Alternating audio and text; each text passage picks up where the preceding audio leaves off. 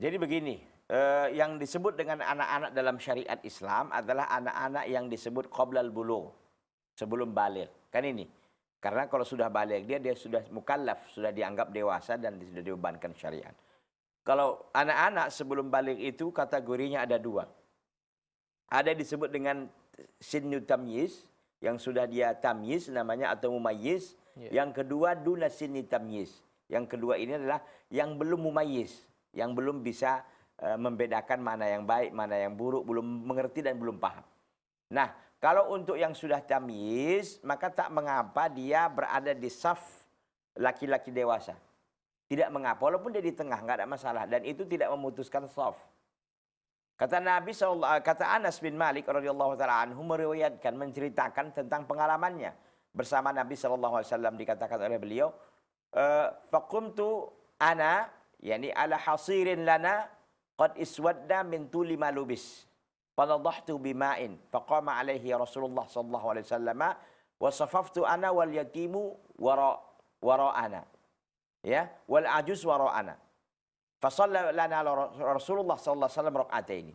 Kata Anas bin Malik, suatu saat aku membentangkan tikar, yakni faqumtu lana li hasirin, aku membentangkan tikar yang sudah qad iswadda min tuli ma lubis, yang sudah lusuh karena min tuli ma lubis, karena selalu dipakai. Jadi sudah lusuh tikarnya. Fanadahtu bima'in, maka aku memercikkannya dengan air untuk membersihkan sedikit begitu ya. Faqama alaihi Rasulullah sallallahu alaihi wasallam, maka Rasulullah pun berdiri di atas tikar tadi yang sudah lusuh tadi.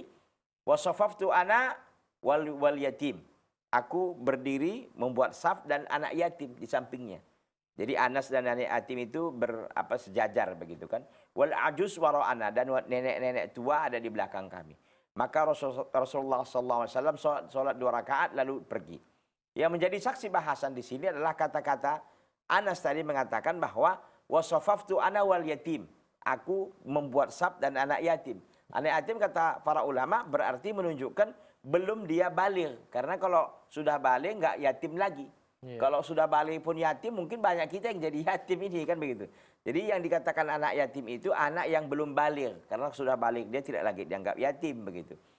Itu jadi boleh. Dia kan sama Anas bin Malik tadi, sama Anas, dan di sampingnya siapa? Anak yatim tadi. Tapi anak yatim yang dalam hadis ini disebut sudah dia mumayyiz. Yang kedua, kalau dia belum mumayyiz, belum sampai, kalau mumayyiz ini kan diperkirakan umurnya 7 atau 8 tahun begitu kan. Nah, kalau belum sampai umur di situ, mungkin 3 tahun, 4 tahun, 5 tahun, yang sholatnya belum tahu dia cara sholat. Tolah-toleh ke sana kemari, main-main, kadang pergi tinggal dia berdiri di safnya, lalu pergi main lagi, lalu datang lagi. Intinya batal sholatnya kan gitu. Nah, kata para ulama kalau yang begini sebaiknya jangan berada di saf laki-laki. Buat mereka saf di belakang atau dia di ujung saf. Yang disebut oleh Ibnu Qudamah rahimahullah mengatakan as-sabiyus yasuddul janah. Anak kecil itu menutup ujung sayap daripada saf itu. Di ujung dia, jadi orang tuanya mendampingi di ujung dia, itu nggak ada masalah. Ya kalau seperti itu. Tapi jangan dia diletakkan di tengah, karena itu dia akan nanti tolah-toleh kan, tolah-toleh, lihat kanan, lihat kiri, kemudian juga ganggu temannya, mungkin lihat orang sholat pun dia ketawa-ketawa. Gitu. Jadi intinya batal sholatnya, maka seperti ini tidak boleh dia posisinya berada di tengah saf. Kalau memang mau dibawa, maka dia diletakkan di ujung, paling pinggir bersama didampingi oleh orang tuanya. Wallahu ta'ala.